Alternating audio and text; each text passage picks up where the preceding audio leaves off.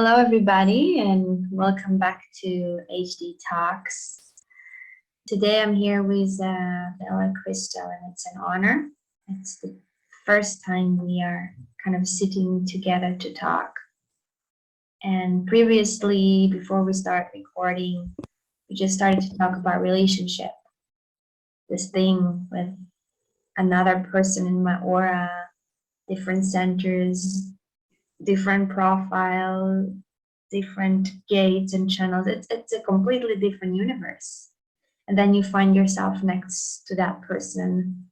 And as we said just before, like what is here for me? Why is that person is driving with his bubble next to me or her bubble next to me? Because in this homogenized world, we kind of bond together, especially just coming out of cross of planning. So it's kind of normal that we have family, that we live together, that we are here to raise kids together or work together, or or having our home. But then human design is saying something else. Inner authority leads you to stick with someone, and you have to watch the movie. And it's not always a Walt Disney movie. And maybe it happened to you that your mind is telling you just leave, just leave the thing. Everybody around you might tell you it's not a good relationship. It's not keeping up for the standards, it's not what a society expected to be. But then you stay because your body's staying. This is so weird, no?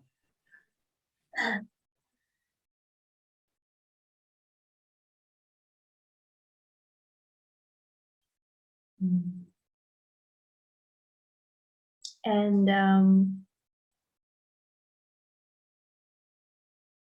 I have the 47 gate in my design Earth, so it's all about relationship, and it's a quarter of duality gate, and it speaks about a mental oppression. And one of my biggest lessons in this life is to understand how to be not mentally oppressed by relationship. That even if I had something with my partner or friend right before our conversation or yesterday, I can sit here present with you and be with you. And 47 gate is part of the abstract stream. It's the channel of abstraction. So it's operate like an emotional wave. It's ups and downs. The mind is like, oh, this is amazing relationship. Oh, it's a horrible relationship. Trying to solve, make sense. How it's all makes sense, this relationship. And as you just said in the beginning of the conversation, that is basically, it's my journey with myself. It's not really that I have a journey with someone. It's sad to say that, but this person is just mirroring something within me to learn. Yeah.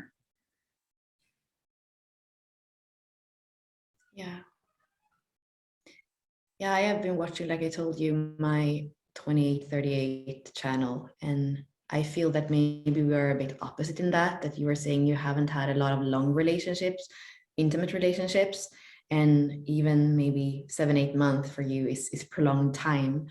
And for me, with that 2838, I usually go in relationship, both intimate and other relationships, like I often say, symbolically, to the last drop of blood, because there is a part of me that really wants to understand what the purpose is. And it's a 6th line in both of those gates as well. So I know it's a process. I know I don't have the whole picture from the beginning. So I tend to stay in it and look for that purpose. And I could also see, especially recently, how my wide open ego can be part of that, because sometimes there is no point of going to the last drop of blood, but then there is this part of me from the not self that maybe is trying to prove something, or this complete openness that doesn't even know what worthiness is, that doesn't understand what dishonor in a relationship might do to you and how that is a dishonoring of yourself, because like you're saying, it's just in a way a mirror of what you're already having in the relationship with yourself. So I believe, from my point of view, the hardest thing for me is to cut. And it also goes back to all my fourth lines, being a 4/6 and having a lot of fourth lines, that it seems like cutting would be the ultimate failure, which I know is also my mind, and there's a fixedness there. So that's what I've been watching. Yeah. Mm. Mm. When you speak about purpose, when you look back and you look at your other relationships that you had, not only intimate, now looking back, can you say what was the purpose of the relationship for you? We were speaking before we started recorded, we were speaking about betrayal. So that seems that it's kind of part of the theme. And I can see, I mean, that's one of the themes that I'm looking at, that I know that possibly I betrayed myself, but that has been a theme in relationship with that fourth line, the broken trust. And often with women, it has been in business. And often with men, it's been in love or in intimacy. Sometimes money has been part of it, but more on that emotional level. And I do believe that there is something with the completely open centers that I am here to study, to be aware of, maybe not study, but to be aware of. So that reference point for worthiness that I feel like I don't really, of course, in one way I have a wisdom about worthiness and the inherent worthiness of all of us. And then, like you're saying, in this kind of messy life, in coming out of the Krystal planning, you know, what does that translate into when you interact with other people?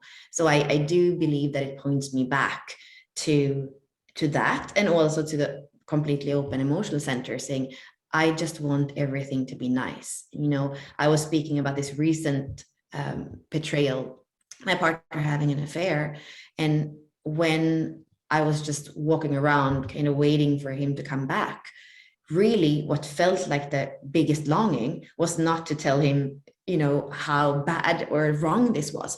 What felt like the deepest longing was, I just want everything to be nice. I just want him to come home and everything to be nice. And how can that override the hurt, override the emotion, override everything? And then I see how powerful that not self of avoiding confrontation and conflict is. Because if I could just do anything, even if I would have to lay down on the floor and be stamped on, like, I would still do that. Because if everything could just be fine and friendly and trust and beautiful, then the world would be a better place.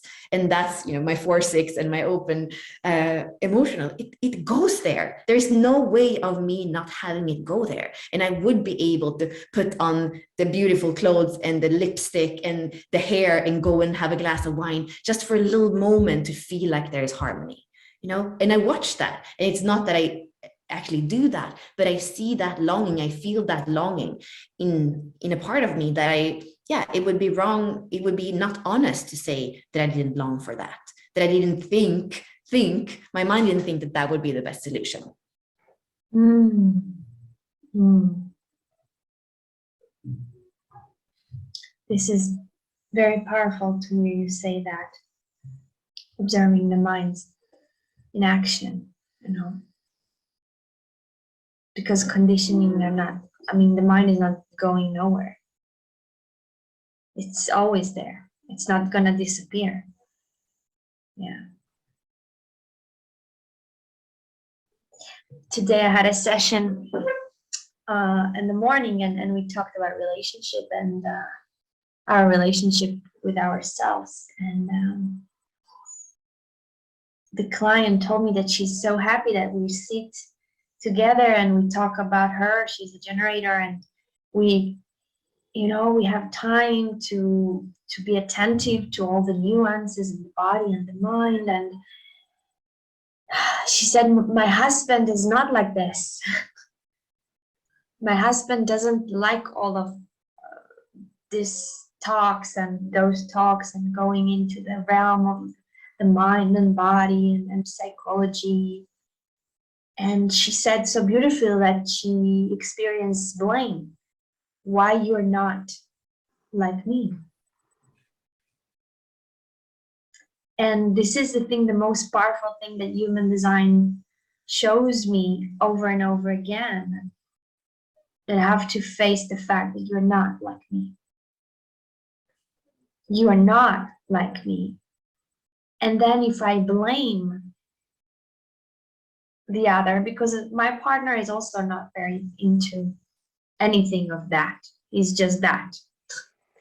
And every time I blame him, I found that is my need.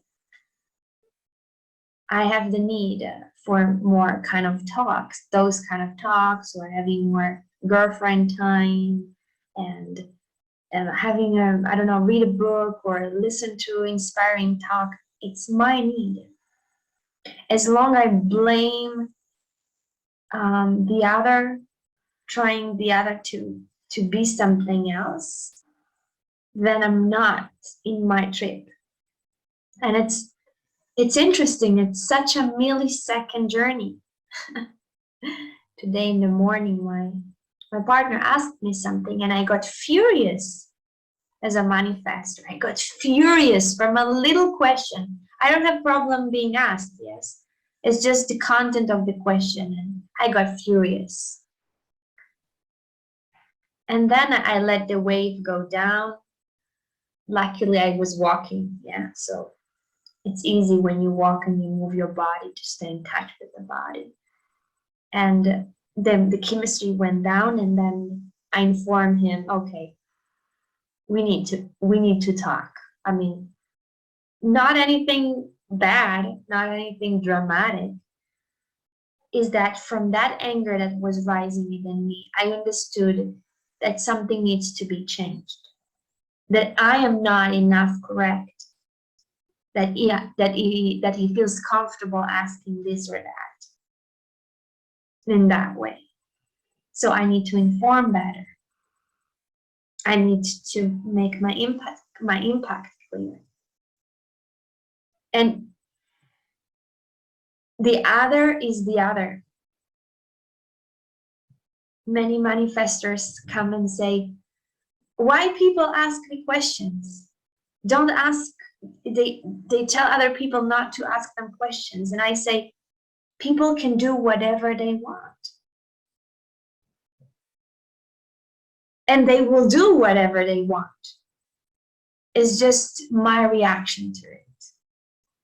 In the beginning of my journey, I tried to tell people, do not ask me questions, I'm not a generator. And then I say, wow, this is tiring. This is just me avoiding dealing with myself. You can ask me whatever you want. You can even tell me what to do. But it is my choice. How do I react to who you are? And it does not matter from where you come from. If you're self or not self, I have no idea. You might ask me a question that will feel extremely correct. You might tell me to do something that feels extremely correct. It's not about the other. And I think this is a big confusion with human design, that you see a chart of another person and you think you know him or her. It's just a chart. It's just a piece of paper. It's not the whole story. It's not the whole journey. And it's kind of funny, but also sad that there are no definitive answers when we meet the other. Yeah, I believe that is part also of why I stay so long with somebody until almost everything is on the table, because of that the understanding of what's there, but the wanting to see it play out, because I know that the paper is not going to tell me. What's going to tell me is the energy, is the experience with it. And there is an initial understanding, and there is also, you could say, more and more understanding as more we relate to it. And I believe, especially as a 4-6, there is always something more to understand. There's always, we want to understand, because then we can make sense, and also then the heart in a way can trust. So somehow when how this is funny and sad, like when we have let go of the dream that there can be romance and trust and a shared truth, we might still stay, because then the 4-6 goes kind of off the heart up to like some kind of overview level and saying, at least maybe I can understand this person, and I can understand the hurt, and I can. So for me, I can see how sometimes I stay just because I understand. And I can see that with my dad, and we were speaking also about my dad, passing a month ago only. And I could see that I had an acceptance for him many times in my life when he was not telling the truth, or he was not really not telling the truth, but he was not speaking because he didn't want to have that conflict, or he just wanted to have peace, or he didn't want to be in the energy of drama. So he would just not speak. And then, people would find out, and then they would be really angry, but at least he had kind of pushed it away in time. And because I understood him long before human design, because I have this inherent kind of detective eye of understanding people, I can accept almost any behavior. And that, I believe, is, it doesn't have to do with human design, but it's to the detriment sometimes of being, this might be kind of not a positive energy in my life, but because I understand it and I can make sense of it, and my 6th line is fascinated by it because it doesn't go down into the emotion of it, then I can stay with forever, like watching it. And then it's almost like the 4th line, or the heart, or some part of my humanness is like, freaking out. But I see those two parts of me, because the understanding is almost like, the 6th line values that really high. And it gets to be the role model that kind of says, okay, this is what we choose to look at.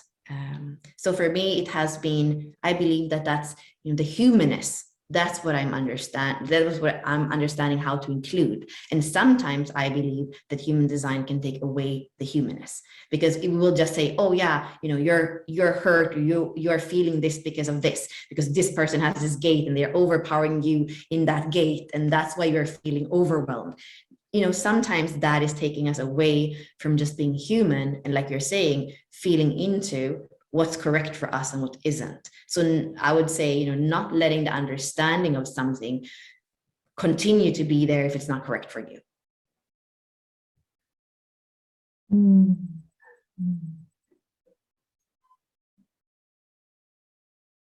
Yeah, just because you understand something, it doesn't mean that it needs to be part of your life. Maybe that would be a better way of saying it. And maybe this can be something for an open spleen, an open emotional, an open ego. I can see those not self patterns in all of us, and especially the 6th line that says, okay, I get to be the mature one. Okay, that's my role here. And then you box yourself in some kind of overview where you're like, in a way, also arrogant, thinking you're better than everybody else because you understand more.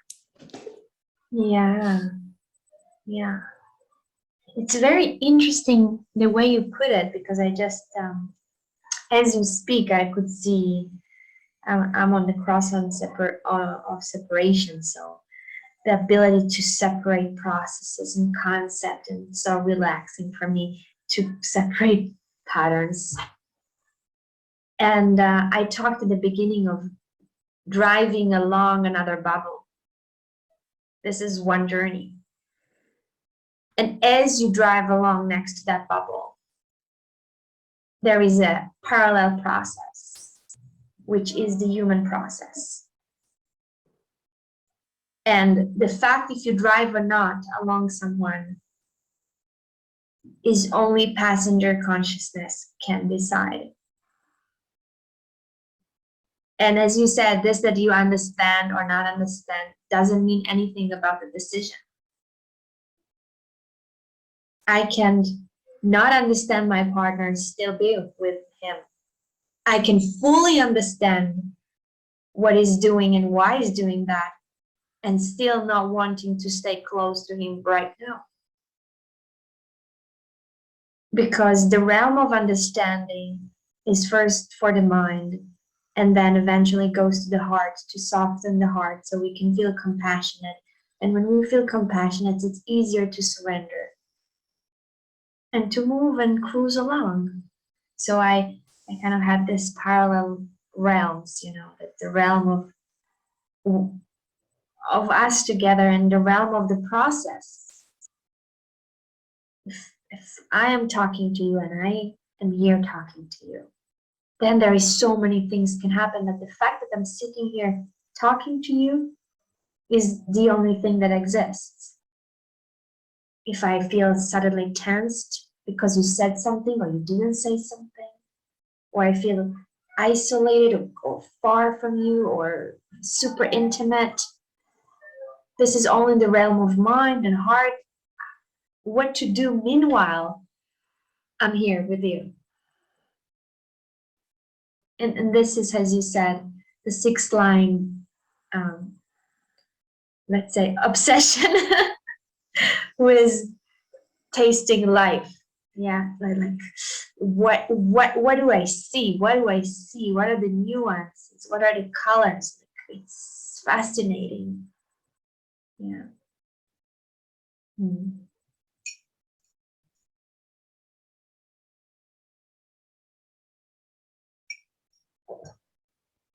One of the interesting topic that you just talked about is being open emotional, and having those emotional things that happen to you in life.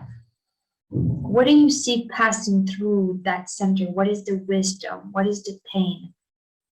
What is going on there as those extreme turbulent things happen to you? Breakup or not breakup, death. Mm-hmm. I do start to see more and more that when we have any kind of activation in a center, that's different from when there's nothing, you know, because I have 4 open centers, and in 2 of them I have 1 gate in each, and in the other 2 there's nothing. So also the fact that I only have 1 gate in 2 of them, like, really makes me see that that gate is really prominent in my way of processing what comes through that center. And that's why when there's nothing, you know, there is no preferred way of processing. The energy comes in and you don't, like, there is no go-to that the mechanics are having doing with you. So first and foremost, I believe that with a completely open emotional, it can be confusing. The same way as I was speaking about the ego before. It's taken me a long time to understand what it is with it without influence, because we live in an emotional world. Half of everybody is emotional, and there's always that, you know, we are, as humanity, as program, it's emotional. That's the main authority. So there are very few places and times in life where you don't have that, where you're not filtering. So I see the open center as a filter, and something comes in and you get to interact with it, you get to observe it, and you can interact with it, you know, in a conscious way or unconscious way. So when COVID happened and I spent so much time alone, I started to feel the sweetness of emotion, which was something so subtle and something so sweet that I hadn't tasted before. It was an innocence in it. And for me, emotions all my life has felt like a dramatic flood that I can't protect myself from. It's felt really, you know, dangerous in a way. And suddenly I realized the sweetness of it. So that was an important point, I believe, in order to start kind of a process of acceptance. I believe as well, when it's completely open, that there is definitely a discernment. And I have not, again, that feeling of the sweetness of emotion was the first time I felt this is for me. Because every time before, I felt like my emotional center was a detector of what's there for the other. You know, is it reaction? Is it dishonor? Is it weakness? Is it victimization? Is it what's there? And it was this ability to discern exactly what's happening for the other, and speak to that, like whether, you're, in a way, it's a reflector, like reflecting that to the other. But it never felt it was for me until I could feel the sweetness of emotion, and understand that it's not actually like, it's not something to hide away from. In a way, it's so much the richness of being human, but before you felt it, you can never know. And I was swimming as an only child with two emotional authorities, a 5-1 mom and a 1-3 dad, like very different emotional projector and a manifesting generator. So swimming in that soup my whole childhood also made me, I guess, choosing not to be in that energy. So if I look back of my relationships, my intimate relationships especially, but even not intimate relationships, both women and men, I tend to choose sacral generators, which is my design, possibly because my parents were so different from me. And that has me feel some kind of assurance that I understand like what's going on. And then I was speaking to Shatanya yesterday. Actually, we hadn't spoken in a long time, and he's an emotional projector 5-1, and I told him about the open emotional, and he kind of, I don't know if you have the same experience, but he was saying that it's so tricky with the open emotional, and that kind of is dangerous. And my felt sense was that at least if it's the sacral generator, it's a little bit more, I can trust how the energy moves. Yeah.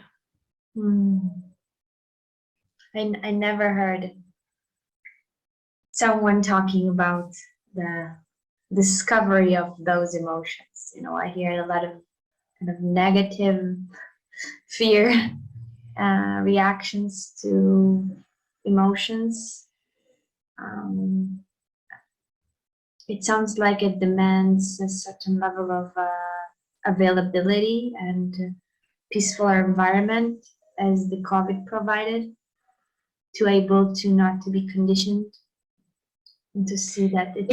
When you tasted it, like this, I feel passionate about this. When you tasted it, once you have the reference point, that's the whole thing. The open emotional, or the open center, wide open center, goes and looks for a reference point forever, until 30 years later it gets it. So once you have a reference point, I was sitting at my dad's ceremony.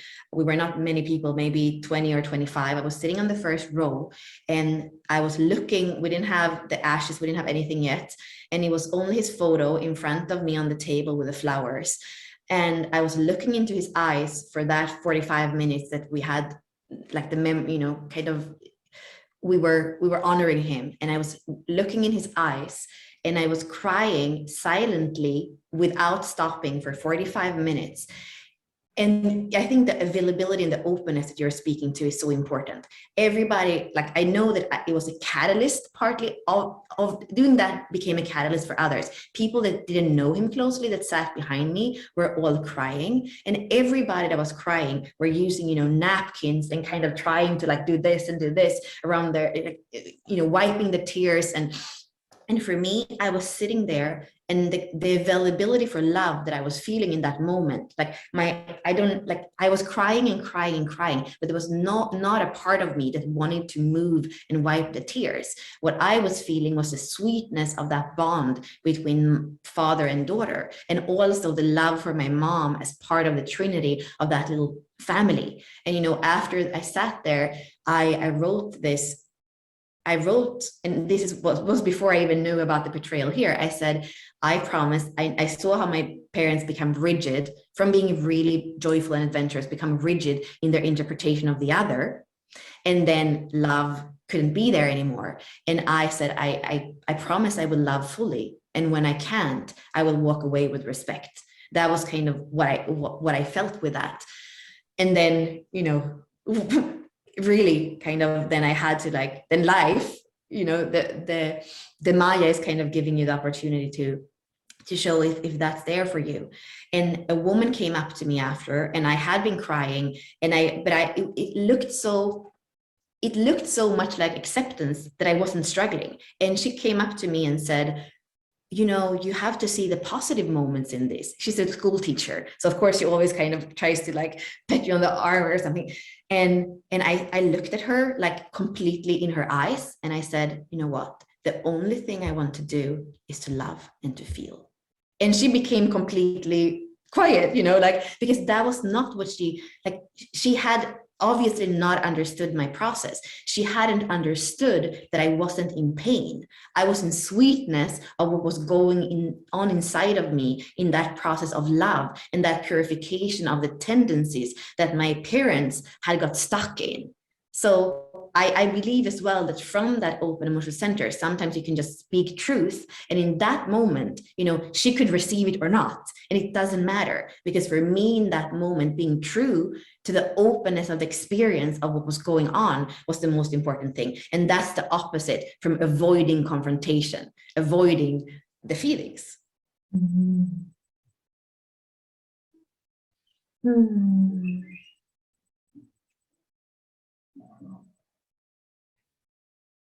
Wow.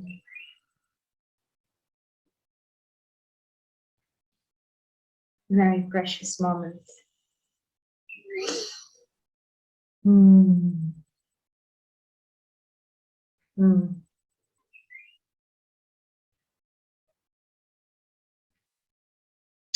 Interesting. Very interesting.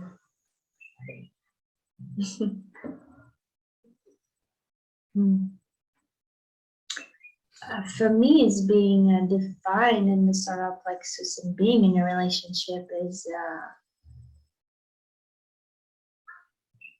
the amount of emotions that I experience together with another being.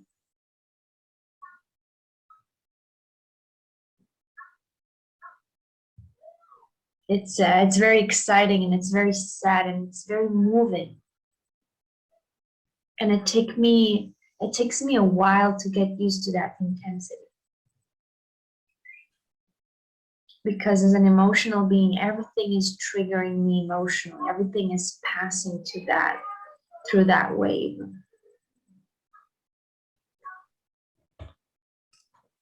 It's like I have my own ocean, and then the other one is keep on dropping water into my own water, and then my water have to take it in, you know, I have to take it in, take it in, take it in, and then my ocean become bigger and bigger, and I expand emotionally because, and I feel it also now, you know, like talking to you and then taking in what you bring and all, what it does to me, you know, what it does to me emotionally. And then when I am with a partner or another person for a while, I'm expanding emotionally, but also I need time to adjust it into my own water.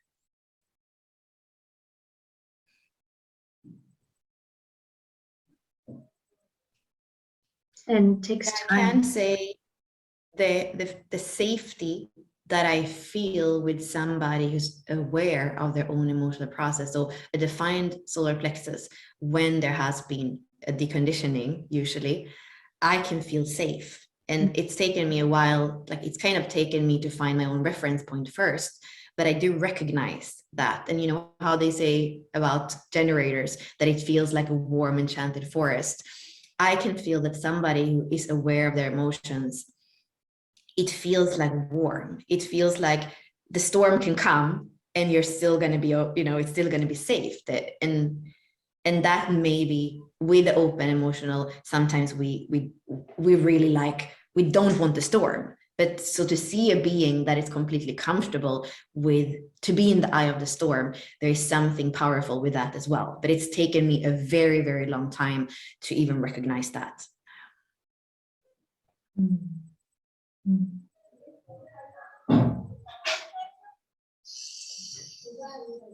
Beautiful.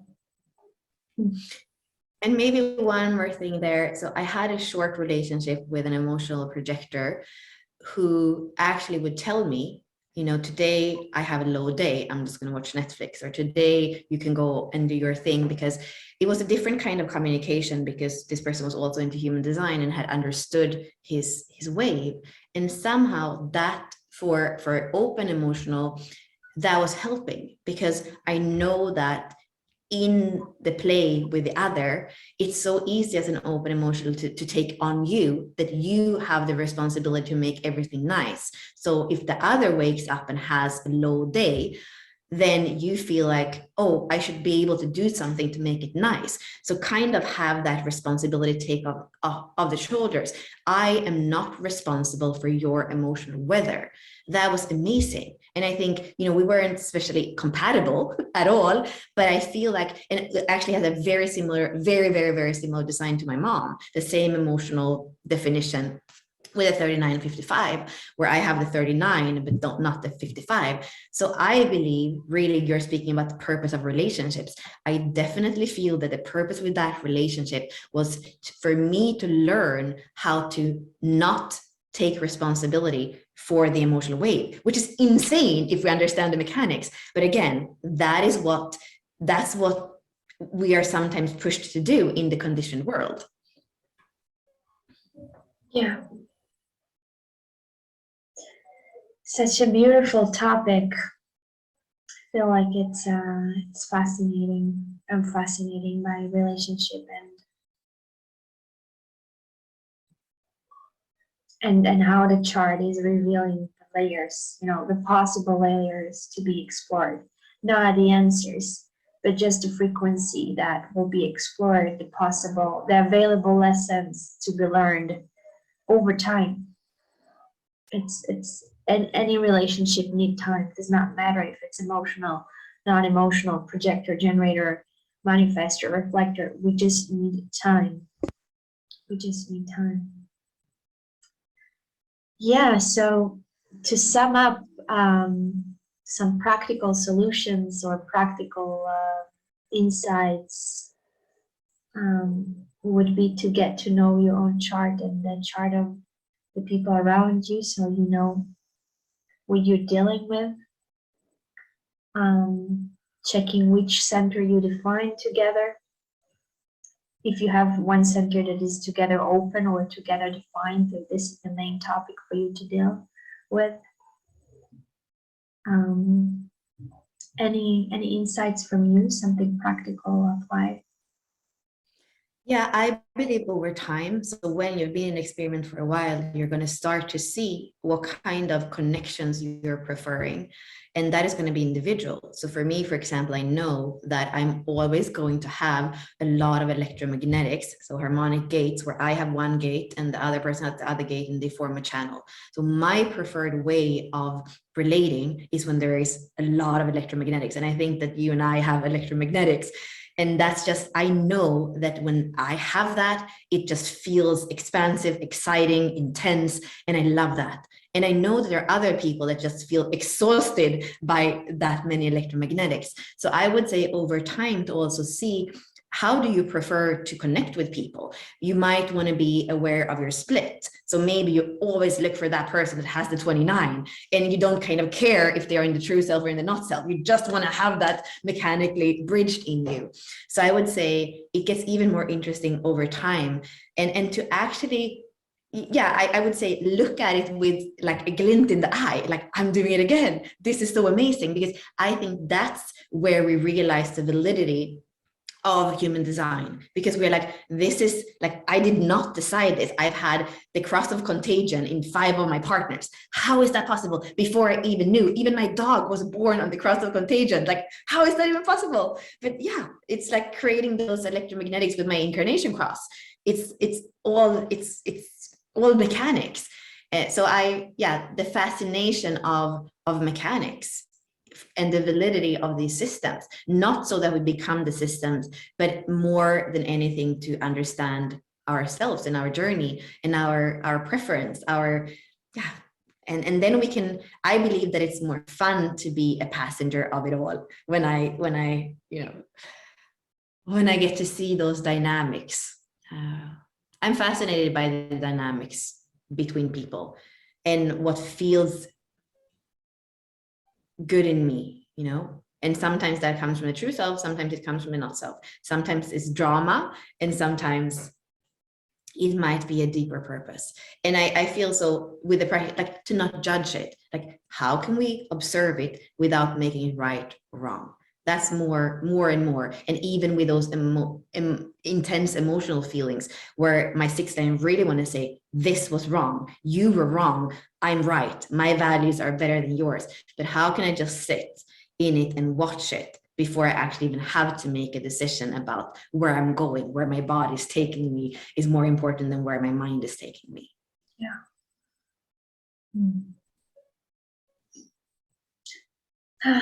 Thank you for your time and energy. And see you next time. Beautiful. Thank you.